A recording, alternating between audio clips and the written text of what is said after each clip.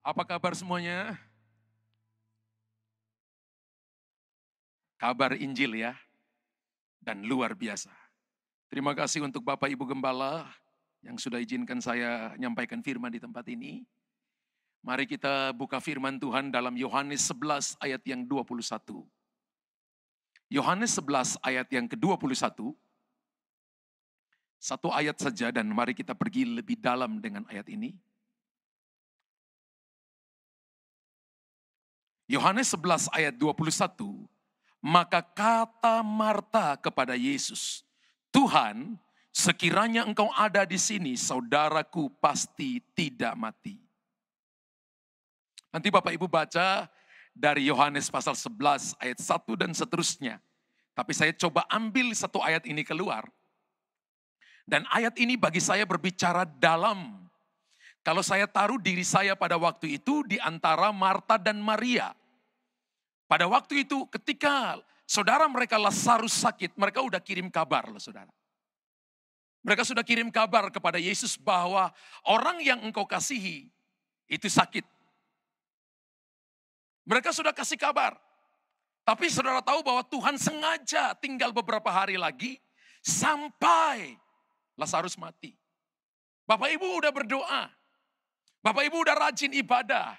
Bapak Ibu sudah baca Alkitab. Bapak Ibu sudah kirim kabar, artinya berdoa. Tuhan dia sakit, tapi tiba-tiba mati. Ayat ini berkata begini, Tuhan sekiranya engkau ada di sini. Kalau kita baca sambil lalu, itu cuma sebuah kalimat biasa. Tapi ketika saya baca ayat ini, saya buat dalam sebuah tema khotbah begini. Di manakah Tuhan saat kita memerlukan kehadirannya? Di manakah Tuhan saat saya membutuhkan Tuhan? Berapa banyak kita orang Kristen pada waktu kita ada dalam masalah, pergumulan hidup, tantangan hidup. Saudara merasa sepertinya Tuhan gak ada dengan saudara. Kita merasa sepertinya Tuhan jauh daripada kita. Kita merasa seperti Tuhan tidak menjawab kita. Kita merasa seperti kita dibiarkan sendiri oleh Tuhan. Marta mengalami seperti ini. Dia katakan, andai engkau ada di sini, saudaraku pasti tidak mati. Berapa banyak Anda yang percaya bahwa Tuhan suka meninggalkan kita? Berapa banyak Anda yang tahu bahwa Tuhan itu tidak setia dengan kita? Tidak, sebaliknya dia setia dengan kita. Yesaya 49 ayat yang ke-15. Sekalipun seorang perempuan dapat meninggalkan anaknya yang disusuinya, namun sekali-kali Tuhan tidak meninggalkan umatnya. Dapatkah seorang perempuan melupakan bayinya sehingga ia tidak menyayangi anak dari kandungannya? Sekalipun dia melupakannya, aku tidak akan melupakan engkau. Pertanyaannya sederhana gini, di manakah Tuhan ketika saya memerlukan kehadirannya? Di manakah Tuhan ketika kita memerlukan kehadirannya? Marta dan Maria mereka berdoa kepada Tuhan. Tapi kenyataannya Lazarus mati. Kirim kabar kepada Tuhan. Mungkin doa puasa, tapi kenyataannya Lazarus mati. Tapi mari saya beritahukan kepada Bapak Ibu begini. Ada kalanya Tuhan tunda kedatangannya bukan berarti Tuhan tidak menjawab doa kita. Tuhan tunda kedatangannya supaya satu kali perjalanan, dua mujizat terjadi sekaligus. Yang percaya tepuk tangan bagi Tuhan Yesus. Haleluya. Tapi kita semua tidak suka dengan kata tunda. Kita maunya cepat. Tapi cara kerja Tuhan selalu berbeda dengan cara kerja kita. Kita maunya cepat, tapi ada kalanya Tuhan izinkan tertunda. Supaya Tuhan membangun sesuatu ke dalam hati kita. Supaya kita dapat nilai ilahi. Dan ketika kita dapat nilai ilahi, selalu itu tidak luntur dengan keadaan apapun. Kita selalu ingat, bahkan itu jadi berkat bagi banyak orang. Katakan amin. Pertanyaannya begini, mengapa? Karena mengapa Tuhan tidak bisa meninggalkan kita? Sekalipun kita merasa dia meninggalkan kita. Sekalipun seorang ibu meninggalkan anaknya, Tuhan berkata, aku tidak akan meninggalkan engkau. Kenapa Tuhan tidak meninggalkan kita? Alasan sederhana. Karena adalah kerinduan Tuhan untuk bersama-sama umatnya di sini. Amin. Karena sebuah kerinduan Tuhan untuk dia bersama-sama umatnya. Matius 28 ayat yang ke-20. Kalau kita lihat ayatnya dan kita tahu bahwa firman Tuhan sedang berbicara kepada kita. Ya, Tuhan sedang berbicara kepada kita. Dan ajarlah mereka melakukan segala sesuatu yang kuperintahkan kepadamu. Dan ketahuilah, aku menyertai kamu senantiasa, bukan sekali-sekali. Senantiasa, katakan senantiasa. Senantiasa itu artinya terus-menerus. Senantiasa itu tidak lihat keadaan. Senantiasa itu apakah keadaan kita baik atau tidak baik. Tuhan itu tidak lihat keadaan kita karena Dia adalah Sang Immanuel. Keadaan kita seburuk apapun, keadaan kita sesenang apapun, Tuhan hadir di situ. Senantiasa apa 10 tahun, 20 tahun? Tidak. Alkitab berkata sampai kepada akhir zaman. Dan bersama umatnya dalam kekekalan. Tuhan berkata begini, bukan cuma sekarang, tapi disertai sampai kekekalan. Yohanes 14 ayat 2 dan ayat yang ketiga. Bapak Ibu lihat, Yohanes 14 ayat 2 dan ayat yang ketiga. Di rumah Bapakku banyak tempat tinggal. Jika tidak demikian tentu aku mengatakannya kepadamu. Sebab aku pergi ke situ menyediakan tempat bagimu. Dan apabila aku telah pergi ke situ dan telah menyediakan tempat bagimu, aku akan datang kembali dan membawa kamu ke tempatku. Supaya di tempat di mana aku berada, kamu pun berada.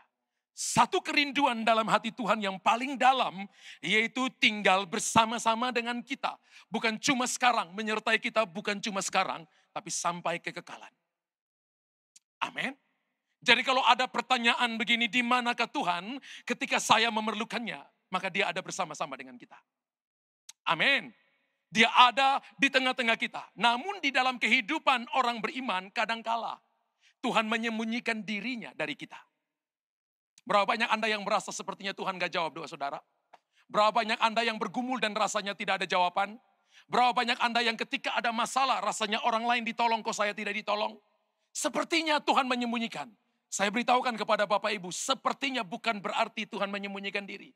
Tadi saya katakan begini, bahwa proses harus kita jalani supaya ada nilai Tuhan dalam kita. Tantangan perlu kita alami supaya kita tidak dimanjakan, tapi kita menjadi orang yang lebih dewasa dan siap untuk dipercayakan perkara besar. Kita lihat Mazmur 22 ayat yang pertama dan ayat yang kedua. Untuk pemimpin biduan menurut lagu Rusa di Kala Fajar Mazmur Daud. Allahku, Allahku, mengapa engkau meninggalkan aku? Aku berseru, tetapi engkau jauh dan tidak menolong aku. Kalau Bapak Ibu lihat, ini adalah Mazmur Daud. Mazmur itu ada 150 pasal Bapak Ibu. 100 pasal ditulis oleh Daud, 50 pasal ditulis oleh orang lain untuk mengingat tentang Daud. Dan ayat ini, Mazmur 22, ayat yang kedua, ditulis oleh seorang raja yang katanya mendapat perkenanan Tuhan. Seorang raja yang katanya disertai Tuhan. Seorang raja yang katanya mendapatkan perkara-perkara besar, diangkat tinggi dari keluarga biasa menjadi raja atas seluruh Israel. Tapi satu titik, dia pernah berdoa kepada Tuhan, Allahku, Allahku, mengapa engkau meninggalkan aku? Aku berseru tetapi engkau tetap jauh dan tidak menolong aku. Berapa banyak Bapak Ibu yang sedang alami itu? Berapa banyak yang sedang alami? Rasanya dari cara Anda natap saya, semua lagi alami itu. Tapi mari hari ini Bapak Ibu, ada Tuhan bersama-sama dengan kita. Seperti apa kata Maria, sekiranya engkau ada di sini saudaraku tidak mati. Apakah benar begitu? Tuhan kita omnipresence. Dia ada di mana-mana. Lalu bagaimana kita tahu bahwa ada Tuhan bersama-sama dengan kita? Di manakah kita bisa tahu kehadiran Tuhan bersama-sama dengan kita? Ingat yang pertama, kita simak beberapa jawaban ini. Yang pertama, Tuhan Yesus ada pada iman kita. Ketika kita katakan I believe, saya percaya, Tuhan ada di situ. Ketika Anda berkata bahwa aku percaya kepada Tuhan, sekalipun keadaan belum berubah, situasi belum berubah, maka di situ Tuhan hadir. Tuhan hadir itu pada iman orang percaya. Apa itu iman, saudara? Iman itu bahasa Yunaninya adalah pistis. Pistis itu artinya seperti kalau ada sebuah balok yang melintang di sini, kemudian saya bergantung pada balok itu, dua-dua tangan saya bergantung di situ, maka dasarnya harus 0. Kaki saya tidak boleh jinjit, tapi saya bergantung di bawahnya 0, artinya di bawah itu jurang. Kalau di bawah itu jurang, maka hanya orang bodoh yang lepaskan tangan dari balok itu. Nah, kita ikut Tuhan disuruh percaya seperti itu. Bergantung sepenuhnya kepada Tuhan. Hebatnya lagi kalau bergantung kepada Tuhan, bukan cuma kita yang bergantung, tapi Tuhan yang pegang tangan kita. Jadi percaya itu artinya begini, bukan cuma kita bergantung kepada Tuhan, tapi Tuhan yang pegang tangan kita. Tuhan yang tuntun langkah-langkah kita. Amin. Nah, setiap orang yang beriman harus yakin bahwa Tuhan ada bersama dengan dia. Kalau kita bilang kita believe, kita bilang kita percaya, tapi kita nggak yakin bahwa ada Tuhan, maka itu bukan iman. Ibrani 11 ayat yang ke-6. Ada banyak ayat yang kita buka pagi hari ini. Ibrani 11 ayat yang ke-6. Tetapi tanpa iman tidak mungkin orang berkenan kepada Allah. Sebab barang siapa berpaling kepada Allah, ia harus percaya bahwa Allah ada. Itu dulu. Dan bahwa Allah memberi upah kepada orang yang sungguh-sungguh mencari dia. Katakan amin. Sekali lagi, tetapi tanpa iman tidak mungkin orang berkenan kepada Allah. Kata berkenan dalam terjemahan Alkitab bahasa sehari-hari diterjemahkan dengan kata disayang. Tanpa iman tidak mungkin kita disayang oleh Tuhan. Karena Tuhan katakan bahwa dia Bapa, kita anak-anaknya seperti Bapa sayang anaknya, demikian juga Tuhan sayang umatnya. Amin. Lalu tanpa iman, tidak mungkin kita disayang oleh Bapa kita di sorga. Sebab barang siapa berpaling kepada Allah, atau barang siapa mengikuti Allah, ia harus percaya bahwa Allah ada. Berapa banyak kita yang percaya bahwa Tuhan ada? Tuhan ada melalui apanya? Melalui firman-Nya. Melalui firman itulah maka iman muncul. Ketika iman muncul maka kita tahu itu penyertaan Tuhan dalam kita.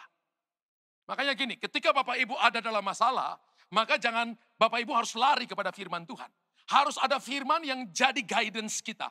Harus ada firman yang jadi tempat di mana Bapak Ibu bergantung. Karena ketika kita bergantung kepada firman, itu yang tolong kita di tengah-tengah masa sulit. Amin. Kedudukan, semua yang kita punya, harta yang kita punya, nggak akan bisa nolong kita di masa-masa itu. Yang bisa nolong kita di masa-masa ketika kita lagi diproses, hanya firman karena itu akan menguatkan kita. Marta dan Maria kehilangan Lazarus, padahal mereka sudah berseru kepada Tuhan. Bagi Marta dan Maria, dalam menghadapi setiap masalah, hal pertama yang mereka ingat adalah Yesus. Makanya ayat yang ke-11 dari ayat yang ketiga, dari Yohanes 11 ayat yang ketiga, mereka kirim kabar. Ketika Lazarus sakit, mereka kirim kabar. Yang mereka ingat pertama itu Yesus. Dan Lazarus yang sakit itu adalah saudaranya. Kedua perempuan itu mengirim kabar kepada Yesus. Tuhan, dia yang kau kasihi sakit. Ketika ada masalah, hal yang pertama kali dengar itu harus Tuhan lebih dulu. Lapor ke Tuhan. Tadi pagi saya bicara tentang iman, ya. Bagaimana iman timbul, ya. Bagaimana kita mempraktekkan iman. Tapi iman kita juga bisa tahu ketika iman ada, maka Tuhan ada bersama dengan kita. Ketika Lazarus sakit, maka mereka kirim kabar. Mereka ingat tentang Yesus. Mereka kirim kabar kepada Yesus. Haleluya. Tuhan Yesus bertanya, adakah iman pada mereka? Nanti ketika Tuhan Yesus datang ayat 25, dari Yohanes 11 ayat 25, Yesus tanya, adakah iman padamu? Jawab Yesus, akulah kebangkitan dan hidup. Barang siapa percaya kepadaku, ia akan hidup walaupun ia sudah mati. Jadi iman itu mengerjakan hal yang melampaui apa yang bisa kita hidupi sekarang. Karena iman mengerjakan sampai kita mati. Katakan amin. Makanya kalau orang kehilangan iman, dia kehilangan banyak hal dalam hidup ini. Amin. Tadi pagi saya pakai sebuah kalimat sederhana. Orang gak punya iman, dia miskin di hadapan kerajaan Allah. Di dalam kerajaan Allah, karena di hadapan Tuhan, iman itu mata uang dalam kerajaan Allah. Katakan amin. Lalu Alkitab berkata begini, barang siapa percaya kepadaku, ia akan hidup walaupun ia sudah mati. Iman Abraham boleh mati, tapi dia hidup bersama dengan Tuhan di sorga. Haleluya. Makanya kalau orang gak punya iman, maka hidup ini terlalu berbahaya kalau hidup tanpa iman. Kasih tahu kiri kanan, hidup ini terlalu berbahaya kalau tanpa iman.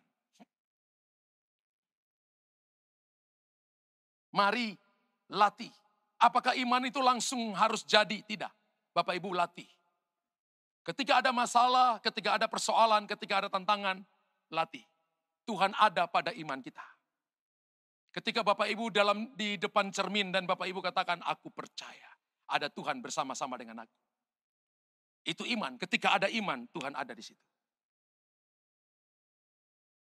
Yang kedua, di manakah Tuhan ketika kita memerlukan kehadirannya? Ia ada pada kerelaan kita memuliakan Dia. Tuhan ada pada kerelaan kita memuliakan Dia. Coba kita lihat Yohanes 11 ayat yang keempat. Ketika Yesus mendengar kabar itu, ia berkata, penyakit itu tidak akan membawa kematian, tetapi akan menyatakan kemuliaan Allah.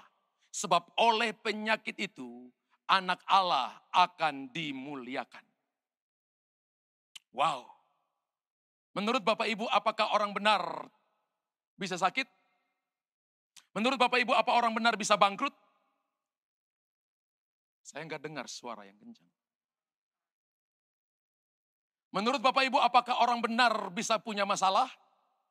Menurut Bapak Ibu, apakah seseorang kalau doa sungguh-sungguh, mengasihi Tuhan sungguh-sungguh, takut Tuhan sungguh-sungguh, menurut Bapak Ibu, apa ada masalah atau tidak ada masalah?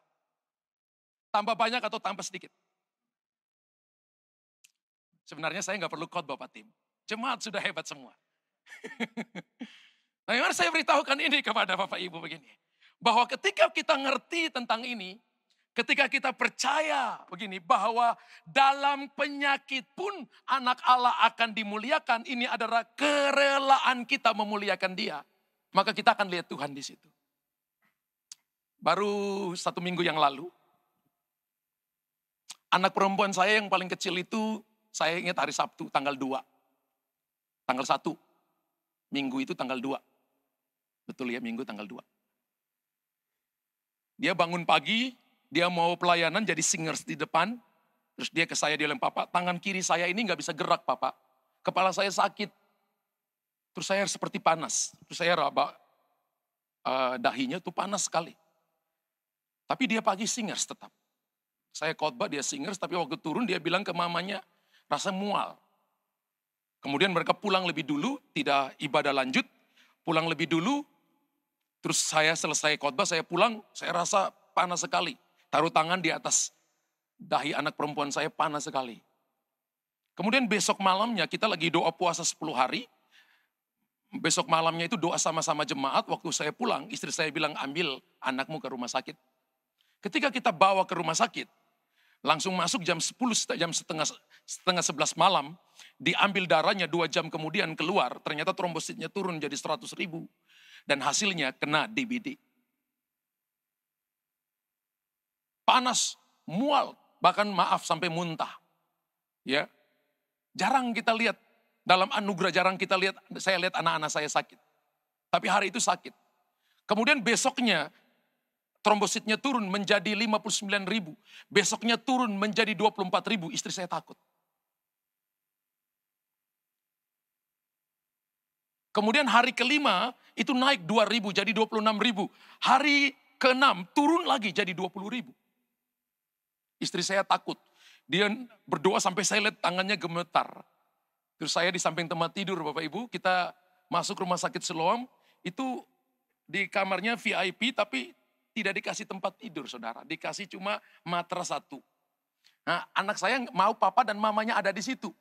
Jadi malam-malam kita berdua minta spray dari suster, lalu kita berdua saya tidur menghadap kanan, istri saya di belakang atau dia sana, lalu saya pelukan sampai pagi kita berdua. Adakahnya nggak bisa tidur juga. Jadi saya pikir itu kemesraan yang luar biasa. Tidur di atas matras tapi bisa tidur. Ya. Dan malam-malam itu panas, kami nggak bisa tidur saudara. Nggak bisa tidur, turun. Istri saya gemetar, lalu saya peluk istri saya dan saya katakan begini. Justru ini saat terbaik untuk kita mengucap syukur dan setuju dengan apa yang Tuhan lakukan. Bahwa semua yang Tuhan lakukan itu baik adanya. Apa kita kurang berdoa? Tidak. Apa kita tidak puasa? Sekarang lagi masa puasa. Setan bilang untuk saya begini, kamu puasa pun kamu diserang. Kamu begini pun kamu diserang. Kamu gini, pokoknya diintimidasi banyak hal. Saya berdiri dan saya katakan begini, kamu salah intimidasi orang setan. Aku berdiri sebagai hamba Tuhan dan bersyukur untuk semua yang Tuhan buat. Bahwa apa yang Tuhan buat baik adanya. Bapak Ibu tahu, ketika besok, sekalipun itu ada minum obat, ada fufang. dan sebagainya itu diminum, saudara. Jadi jemaat itu datang dengan obat-obat China itu semua, jadi semua diminum semua. Ya, besoknya itu langsung ketika ambil lagi trombosit naik 39.000. Besoknya lagi ambil trombosit naik 85.000. Dokter katakan boleh pulang. Besoknya lagi dipanggil orang datang ambil 300.000. Normal, saudara. Tapi makannya jadi luar biasa. Karena selama berapa hari itu ya olahraganya geleng kepala. Ayo makan, Cece, nggak mau. Goyang kepala, olahraganya geleng-geleng kepala. Nah, saya katakan ini olahraga yang baik untuk turunkan berat badan. Sebab perempuan itu hobinya adalah mau langsing, hobinya langsing tapi hobinya makan. Ya, kerinduannya langsing tapi hobinya makan. Jadi caranya adalah bagaimana menurunkan berat badan adalah menggeleng-gelengkan kepala. Itu olahraga yang paling murah dan paling bisa untuk menurunkan cepat berat badan dengan cepat. Menggeleng-gelengkan kepala. Setelah ditimbang berat badannya turun, Pak Tim. Turunnya tuh 6 kilo, 7 kilo. Karena nggak makan berapa hari, semua yang masuk keluar. Jadi kita bisa memuliakan Tuhan di tengah-tengah keadaan dalam waktu sakit. Kita bisa memuliakan Tuhan, setuju dengan Tuhan. Beberapa tahun yang lalu salah satu pemain penari kami di depan, mamanya tuh sakit, saudara. Mamanya sakit dan sakitnya cancer. Kemudian dia katakan kepada saya, Pak Gembala, boleh nggak doain mama? Saya bilang boleh, janjian waktu saya pergi doain. Ketika saya sampai ke rumahnya saya kaget. Karena mamanya itu seperti rangka. Kulit bungkus tulang, saudara. Maaf, matanya itu udah seperti mau keluar dari kelopak matanya. Waktu saya lihat ibu ini, saya katakan, wow. Tapi malamnya tuh saya berdoa, saudara. Dikasih namanya saya berdoa. Ketika saya berdoa, Tuhan kasih saya penglihatan. Ada lintah yang besar, lintah raksasa itu di samping kanan badannya, melilit di sebelah kanan badannya. Lalu saya tanya Roh Kudus, ini apa? Lalu Roh Kudus kasih saya firman Tuhan di Amsal 30 ayat 15. Saya buka Amsal 30 ayat 15, ayatnya itu lucu. Si lintah mempunyai 2 anak, namanya untukku. Ya. Biasanya kalau Bapak Ibu punya anak namanya satunya beda. Yang pertama Meiling, yang kedua Lingling. Kan gitu, saudara. Kan begitu, nggak mungkin namanya sama, nggak mungkin. Ini namanya untukku. Lalu Roh Kudus bicara untuk saya. Binatang ini adalah binatang yang paling mementingkan diri sendiri. Kalau dia lengket di badan seseorang, dia nggak bisa lepas. Perutnya udah kembung, dia udah penuh sesak, nggak bisa lepas. Lalu Tuhan bicara gini, ibu ini sedang semuanya lari self-confidence. Larinya untuk diri sendiri. Wow, itu hari pertama, saya belum kenal, belum ketemu orangnya, belum tahu juga di daerah mana. Ketika saya datang, ibunya bilang, nih Pak Pendeta, tadi malam darah keluar begitu banyak. Dan maaf Pak Pendeta, payudara kanan saya ini sudah diangkat, sudah dipotong. Darah begitu banyak. Lalu saya cerita penglihatan saya tadi malam waktu saya berdoa kepada ibunya. Lalu saya bilang ini, ibu, selama ini ibu mementingkan diri. Ibu sakit hati dengan seseorang. Ibu marah dengan seseorang. Dia tarik napas terus dia nangis besar-besar. Dia nangis dengan kencang, saudara. Ternyata iya. Akhirnya lari mementingkan diri sendiri. Tapi Tuhan bilang kalau ibu kembali kepada Tuhan, maka ibu dipulihkan. Lalu penglihatan yang malam itu Roh Kudus kasih tahu kepada saya. Binatang ini hanya dapat dilepaskan dengan 2 hal. Pertama adalah dengan api dan yang kedua dengan garam. Lalu Roh Kudus beritahu kepada saya juga. Bukankah aku garam dunia dan terang dunia? Bicara firman kepada orang itu. Sampaikan saja firman, jangan yang lain. Jadi saya sampaikan firman 2 jam kepada ibu itu. Saya ngomong firman 2 jam. Jam 7 sampai jam 9 malam. Mau jam 10 malam saya pamit pulang. Saya janji besok saya datang lagi kepada ibu. Pulangnya ketika sampai di rumah saya berlutut, saya berdoa. Ketika saya berdoa, saya lihat ibu itu dililit sama ular piton, saudara. Kepala ular piton itu persis keluar di depan wajahnya. Lalu Tuhan kasih tahu kepada saya, kasih tahu kepada ibu itu, jangan dia tertipu dengan makhluk ini. Percaya saja kepada firman yang sudah aku sampaikan kepada dia. Ternyata waktu saya pulang malamnya, itu orang-orang saudara-saudaranya datang berkata gini, pergi ke paranormal A, pergi kepada paranormal B, ini, kamu akan sembuh. Bapak Ibu tahu paranormal itu, kalau kita belajar bahasa Indonesia dengan benar itu, para itu artinya tidak. Jadi kalau disambung itu tidak normal. Jadi kalau orang yang suka pergi ke paranormal, dia juga tidak normal. Ya.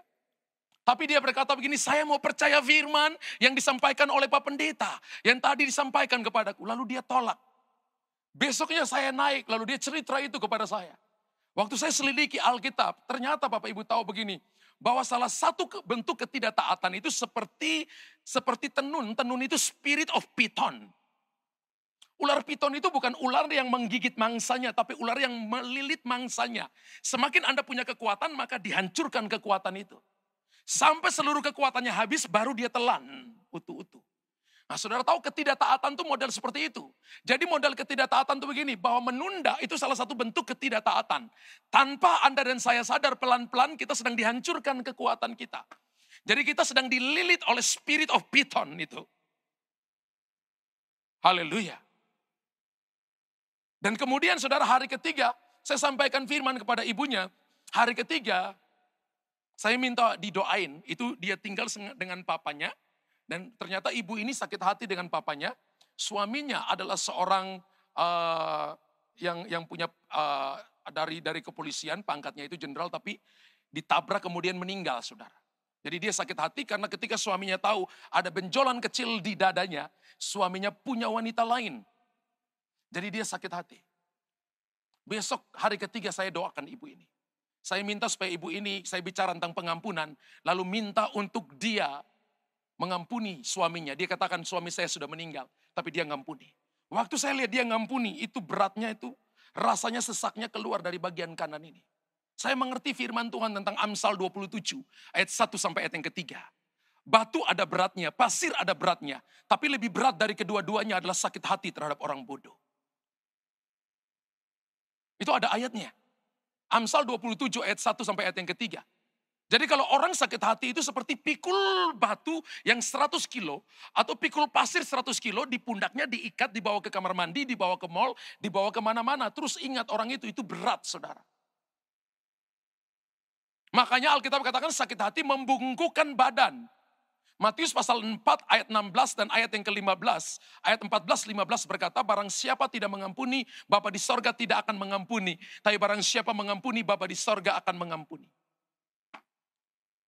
Kalau kita mundur Matius pasal 5, kalau kamu datang persembahkan korban, teringat sesuatu terhadap saudaramu, tinggalkan dulu korbanmu, tinggalkan dulu ibadahmu, tinggalkan dulu kegiatanmu, pelayananmu, pergi berdamai dulu. Berarti berdamai bagi Tuhan, mengampuni bagi Tuhan itu penting. Karena menyangkut sikap hati kita dengan Tuhan. Ada banyak orang yang sakit karena simpan marah, simpan sakit hati. Lalu saudara, saya ingat bahwa hari ketiga waktu saya doakan ibu ini. Ketika dia mengampuni saudara, saya ingat itu ibunya duduk di kursi. Kemudian saya doakan, itu karena sudah dioperasi, tangannya udah gak bisa gini, udah gak bisa begini, maaf, rambutnya itu sudah rontok dan kepalanya mulai botak, saudara. Dia sudah gak bisa begini, 1 tahun gak bisa lihat wajahnya di cerminnya. Di cermin. Dia udah gak bisa begini. Dia udah gak bisa putar tangan seperti ini. Nah, ketika didoain dan saya lihat Roh Kudus ketika turun menjamah ibu ini. Dia dari kursi tiba-tiba dia lompat berdiri. Karena dia rasa seperti kursi itu ada begitu banyak duri. Lalu dia rasa bahwa sekujur tubuhnya seperti ditusuk-tusuk dengan duri. Lalu dia guling-guling di bawah, teriak-teriak histeris-histeris. Dari semua yang dia injak dia katakan ada duri. Saya itu ketika 15 menit saya belum ngeh. Lalu saya kemudian tanya Tuhan, apa ini Tuhan? Roh Kudus katakan gini, aku sedang memperbaiki seluruh selnya yang rusak. Aku sedang menyembuhkan dia. Lalu setelah 20 menit ibunya bangun saudara. Lalu seperti orang lagi latih baris berbaris. Dia lagi baris sendiri, dia lagi putar tangannya sendiri. Dia lagi baris, seperti orang lagi baris berbaris. Dia lagi putar tangannya yang tadinya gak bisa, diputar-putar seperti baling-baling helikopter. Kemudian jatuh lagi, guling-guling lagi, teriak-teriak lagi. Saya layani ibunya mungkin 1 jam model seperti gitu, saudara. Lalu ketika dia bangun, lalu terakhir dia dibaptis Roh Kudus. Ketika dia bangun, saudara, dia katakan, saya rasa ringan Pak Pendeta. Kemudian dia suruh putar tangan bisa, angkat kaki bisa berjalan bisa dan sebagainya. Saya katakan ibu harus pergi ke dokter ibu, yang operasi ibu, lalu ngecek benarkah masih ada virus kanker. 3 bulan kemudian. Dia telepon saya, Pak Pendeta, saya sudah pergi ke dokter yang operasi saya. Dan hasil general check up keluar, dokter katakan bahwa saya bebas dari virus kanker. Tepuk tangan bagi Tuhan. Padahal waktu saya ketemu dia, dokter sudah katakan 3 bulan lagi meninggal. Kalau dokter katakan 3 bulan lagi meninggal, biasanya tidak sampai 3 bulan. Ini 3 bulan lagi meninggal. Ternyata dokter yang sama berkata, dalam diri ibu tidak ada virus kanker. Saya katakan, puji Tuhan ibu. Ibu sudah sehat, jangan lagi sakit hati. Dia bilang, saya tidak mau lagi sakit hati Pak Pendeta. Lalu mau tutup telepon, dia berkata kepada saya, Pak Pendeta ada yang aneh. Saya katanya, ada yang aneh apanya? Waktu dokter periksa bagian dadanya, payudaranya tumbuh kembali yang baru. Wow. Waktu saya tutup telepon, saya dalam kamar tuh ketawa, saudara. Roh Kudus tegur saya, Roh Kudus bilang, kamu gak percaya mujizatku? Kalau mobil kamu Toyota rusak, ambil ke bengkel Suzuki, pasti tambah rusak kan?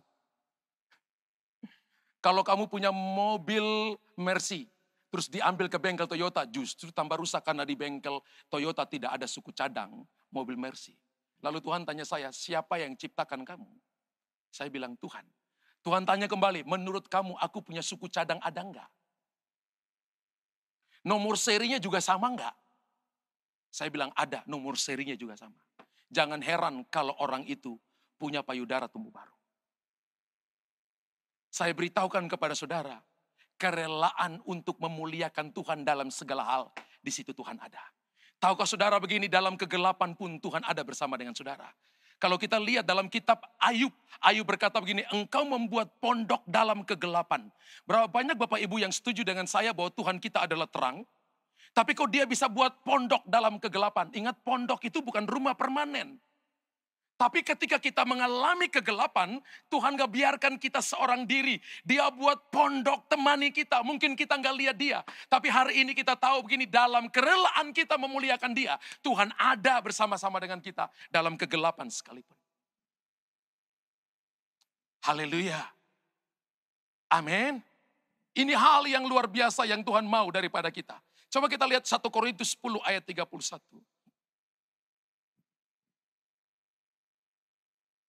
Semua yang kita minta harus memuliakan Tuhan. Semua yang kita minta, apapun yang kita doakan harus memuliakan Tuhan. Aku menjawab, jika engkau makan atau jika engkau minum, atau jika engkau melakukan sesuatu yang lain, lakukanlah semuanya itu. Untuk apa? Bahkan sampai makan dan minum pun harus lakukan untuk kemuliaan Allah.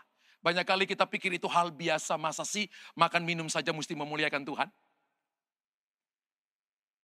Rasul Paulus mengajarkan jemaat di Korintus, dalam makan minum pun apa saja yang kamu lakukan, muliakan Tuhan. Hal yang ketiga, di manakah Tuhan ketika kita memerlukan Dia? Ia ada pada kesehatan kita. Ia ada pada keunitian kita. Jadi ketika suami istri sepakat, Tuhan ada di situ. Amin. Ketika satunya tidak sepakat, jangan ambil putuskan apapun. Karena kita tahu Tuhan gak ada di situ. Ada banyak celah di situ. Tapi ketika kita sepakat, kita tahu bahwa Tuhan ada di situ. Alkitab berkata 1 orang mengalahkan 1000, 2 orang mengalahkan 10.000. Kekuatan sepakat itu 10:1.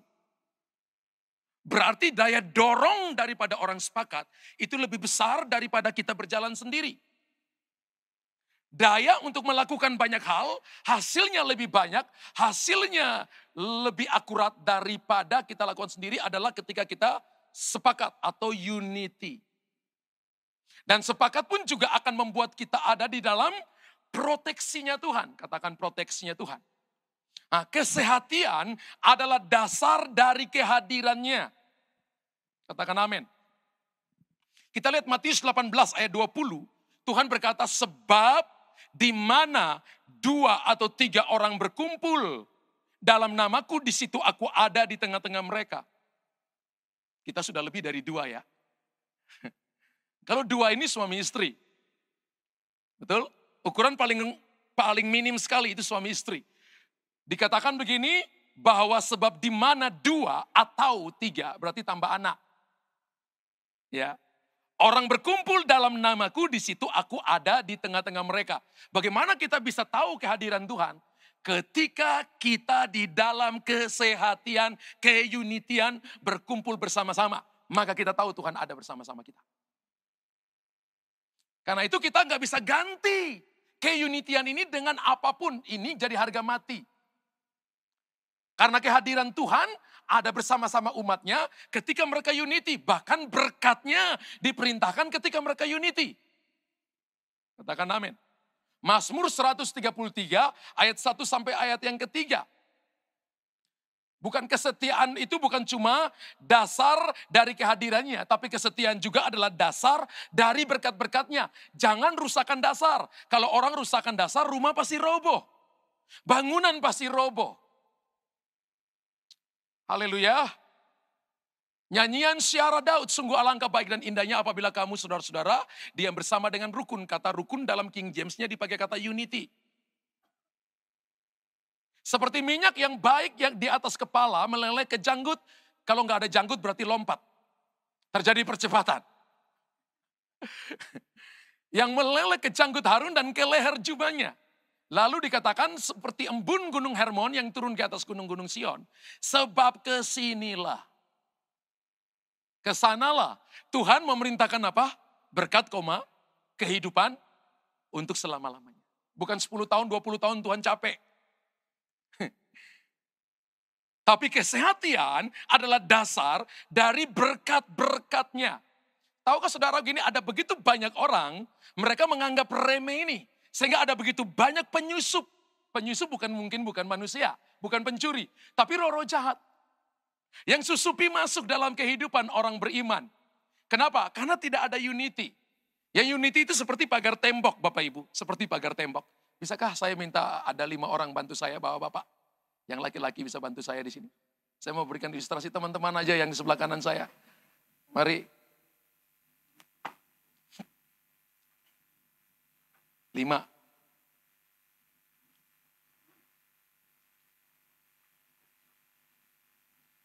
Ada Isaac.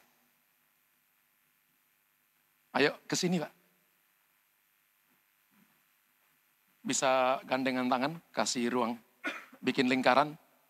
Ke sini Pak. Agak ya, bikin lingkaran Pak. Gandengan, jangan putus. Oke, kasih lingkarannya agak gede. Andai kata ini unity Bapak Ibu, maka berat badan saya 70 kilo. Pegang yang kencang ya Bapak Ibu ya. Saya akan tabrak Anda. Ya. Kalau ini unity, kalau mereka sehati seperti gini, yang bro ini percaya bro ini percaya ini, dan ini percaya ini, namanya sehati. Bayangkan kalau dia nggak percaya, pegang tangan tapi asal-asalan. Kapan saja dia mau lepas, dia lepas.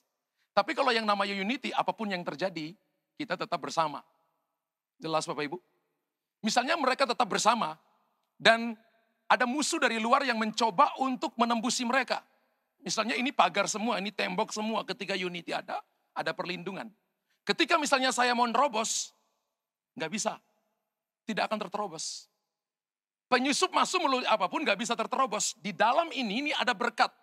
Di dalam ini ada semuanya yang Tuhan sediakan. Nggak bisa. Keluarga, pekerjaan, semua ada di dalam sini. Karena unity maka itu dijaga. Ini dijaga, nggak bisa terterobos. Tapi Bapak Ibu bisa bayangkan kalau yang bro ini dia nggak percaya dengan Bapak ini. Ketika saya terobos, dengan enaknya saya masuk. Dikacaukan di dalam ini. Berapa banyak orang yang ketika dia katakan kita baik-baik saja. Tapi dia nggak sehati dengan suami. Nggak sehati dengan istri. Anak-anak nggak dengar-dengaran dengan orang tua tanpa sadar.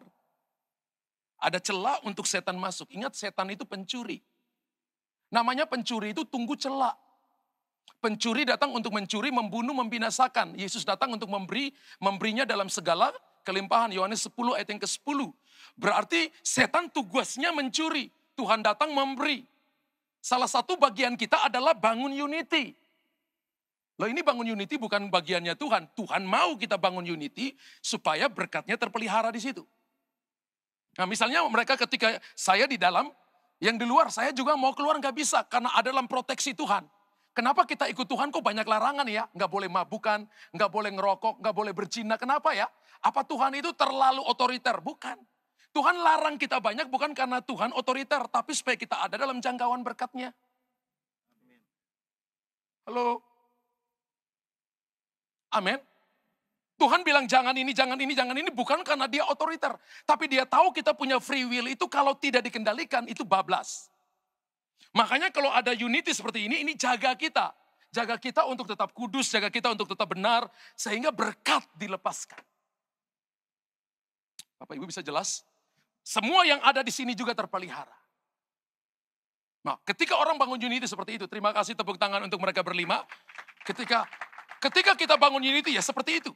Seperti itu, Bapak Ibu akan lihat hal-hal yang hebat, yang ajaib, yang akan Tuhan kerjakan. Ya, yang akan Tuhan kerjakan. Ini yang Tuhan maksudkan. Coba kita lihat lagi Matius 18 ayat 19. Kalau 2-3 orang berkumpul Tuhan hadir. Matius 18 ayat 19. Dan lagi aku berkata kepadamu, jika 2 orang daripadamu di dunia ini sepakat. Katakan sepakat. Meminta apapun juga permintaan mereka itu akan dikabulkan oleh Bapakku yang di sorga. Bapak Ibu misalnya lagi bergumul, sudah bergumul sendiri. Ajak istri sekarang, sepakat. Ada kalanya kita perlu sepakat dalam hal ketidaksepakatan. Sepakat dalam hal ketidaksepakatan itu contoh begini. Doa itu harus sepakat sekalipun saya tidak sepakat. Baca Alkitab itu harus saya sepakat sekalipun saya tidak sepakat. Tapi karena itu berhubungan dengan Tuhan, berhubungan dengan kehadiran Tuhan, saya perlu sepakat. Makanya saya buat sebuah kalimat, kita perlu sepakat dalam ketidaksepakatan.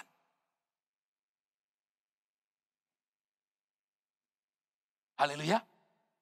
Kita perlu sepakat dalam ketidaksepakatan, dalam hal yang mana? Yang berhubungan dengan Tuhan. Kita perlu sepakat.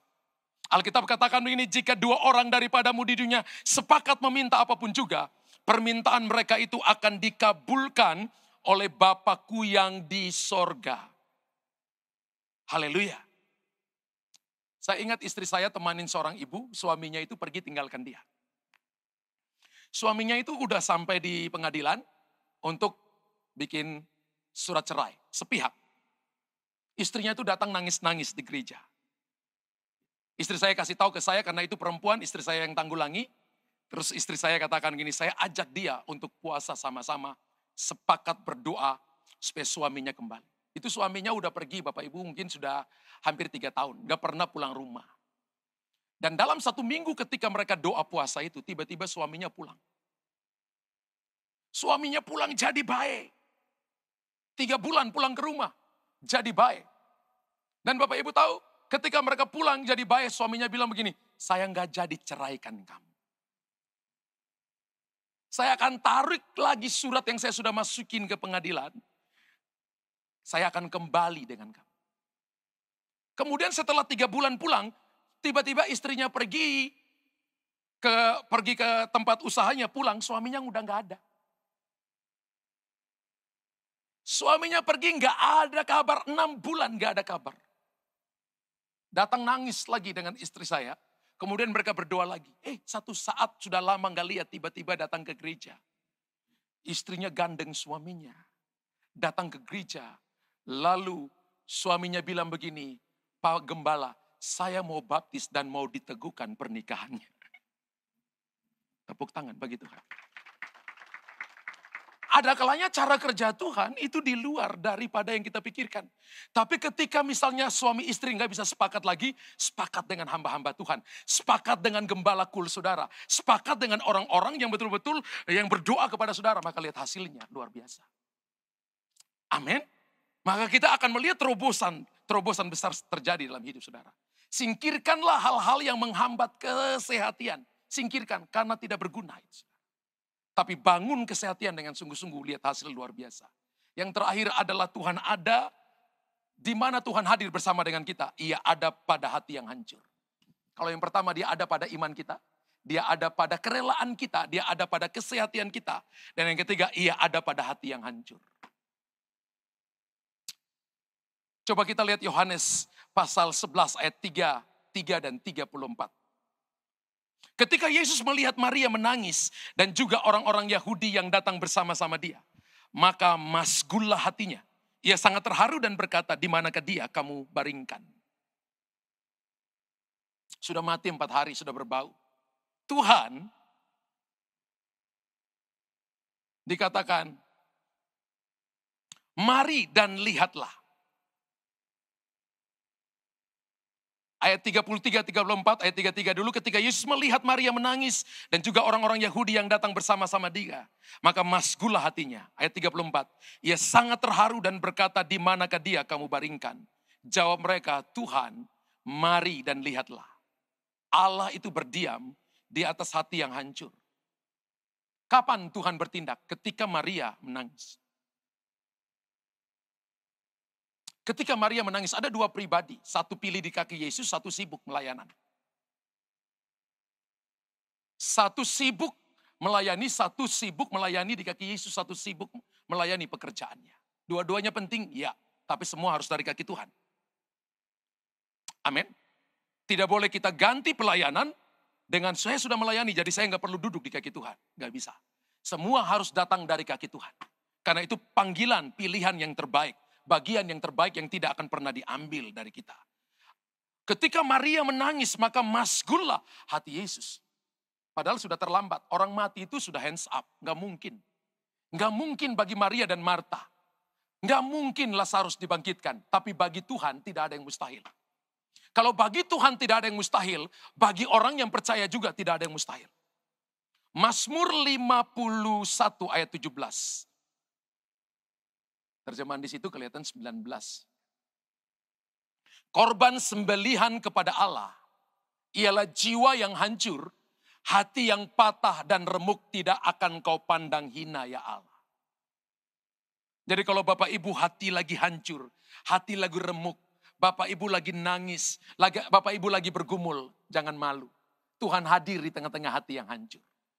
Amin. Ingat bahwa saya ingat waktu saya kecil, papa saya ajarin saya, laki-laki nggak boleh nangis. Ketika saya bertobat, saya pikir itu tidak alkitabiah. Kenapa kalau Anda nggak nangis, tidak ditampung di sorga? Air mata kita ditampung dalam cawan di sorga. Haleluya. Anak perempuan saya bilang, saya nggak pernah lihat papa nangis. Saya bilang, kamu lihat papa nangis ketika papa sendiri. Papa nangis, doa sendiri nangis. Hati yang hancur karena mengerti, hati yang hancur Tuhan hadir di situ. Kemarin itu ada satu keluarga datang kepada kami. Dan mereka nangis, saudara. Suami istri nangis. Suaminya kerja di sebuah bank, istrinya adalah master hukum. Dan istrinya beberapa bulan yang lalu itu masuk rumah sakit lama sekali. Dan dia didiagnosa begitu banyak penyakit. Mereka datang kepada kami dan mereka nangis. Mereka bilang, Pak Pendeta, ada banyak hal yang kami alami, kami tidak tahu apa. Saya katakan begini, ketika kita ngaku, ketika kita jujur, Tuhan itu ngampuni dosa kita. Ketika kita datang bicara dengan jujur, lalu mereka mulai cerita kehidupan mereka. Saudara, hari itu juga ketika mereka didoakan, kemudian mereka mengaku semua kesalahan-kesalahan mereka, lalu mereka dipulihkan. Hari ini hidup mereka dipulihkan oleh Tuhan. Hari ini keadaan mereka dipulihkan oleh Tuhan. Kesehatannya kemarin saya dengar, periksa kembali, ditemukan. Yang kemarin katanya itu problemnya adalah mau sampai kanker hati, saudara. Ternyata waktu diperiksa kembali hatinya baik-baik, hatinya seperti hati yang baru. Saya percaya firman Tuhan Yesaya 36 ayat 26, ayat 24, 25, 26. Aku memberikan kepadamu hati yang baru dan roh yang baru dalam batinmu. Ketika kita serahkan hati kita yang sudah babak belur ke dalam tangan Tuhan, maka Tuhan berikan kepada kita hati yang baru. Hati yang baru ini apa? Supaya memuji Tuhan, supaya menyembah Tuhan. Gereja ini waktunya, kalau ada yang sedang bertanya di manakah Tuhan, maka dia ada pada iman kita. Di manakah Tuhan? Dia ada pada kerelaan hati kita. Di manakah Tuhan? Dia ada pada kesehatan kita. Di manakah Tuhan? Dia ada pada hati yang hancur. Tuhan memberkati saudara. Tepuk tangan dulu bagi Tuhan.